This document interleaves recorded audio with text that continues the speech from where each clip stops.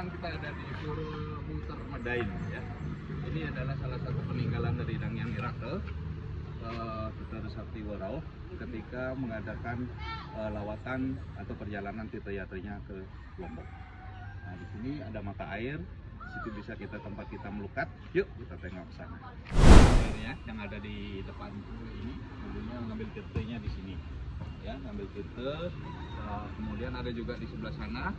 Nah, sekarang ini ada pelinggih yang disebut dengan kemalik atau yang biasa disebut pelawangan untuk mencapai tirta di atas.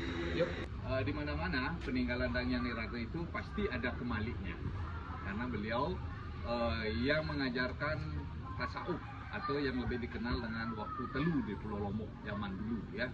Dan sekarang sudah penganutnya kebanyakan menjadi waktu 5, Islam waktu 5. Nah, inilah pelinggihnya. Kemalik itu artinya keramat atau yang dikeramatkan.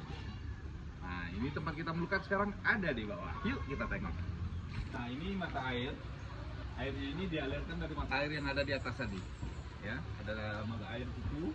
Dulu ada kolamnya, tapi sekarang mungkin karena airnya sudah surut, jadi bentuk sumur dia.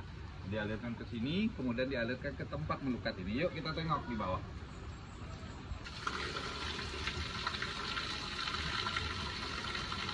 Nah, inilah yang tempat kita melukat ya. Nah, sebelum kita melakukan persembayangan, kita melukat dulu di sini. Habis itu baru menuju ke atas ya, tempatnya kalsium seperti ini. Ya, harum. Ya, ini tempat melukat. Nah, karena untuk tidak membuang-buang air, makanya ini tutup. Ya, ini tempat melukat. Nah, yuk sekarang baru kita menuju pura. Oke, yuk. Nah, sekarang kita ngaturkan puspa baktinya di pura utamanya ya. Yuk kita naik.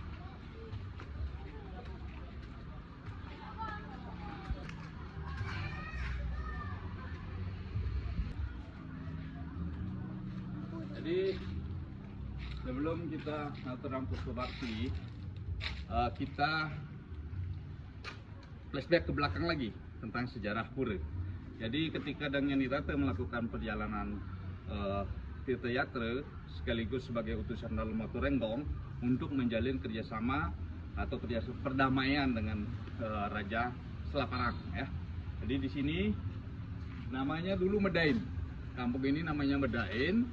Nah, pada suatu hari ketika perjalanan beliau menemukan ada acara ngaben di kampung ini.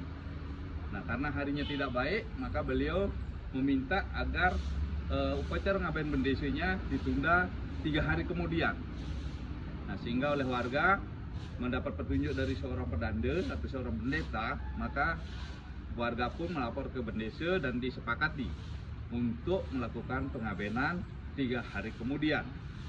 Nah, setelah di hari H yang ditentukan dan berkeinginan agar sang pedanda mukut acara ngaben, tetapi pada hari H beliau tidak ada, sehingga warga menjadi kebingungan dan dicarilah oleh 2 abdi tersebut, yaitu Wayan Pare dan Nyoman Butak, menyusul perjalanan beliau dan ketemu di Suranadi.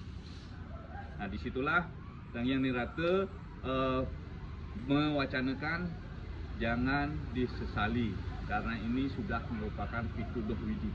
Akhirnya kedua abdi ini disuruh mencari bumbung sebanyak 5 dengan bunga macam 5 juga.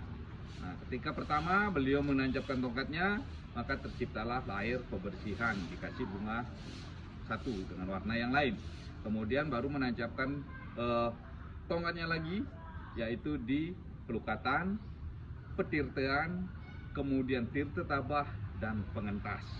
Nah, tempat beliau itu, pasraman beliau yang di Suranadi, sekarang dilinggakan sebagai Pura Majapahit. Tuh. Nah, kenapa sekarang di sini banyak menjadi Muslim? Dulu di sini adalah warga Hindu.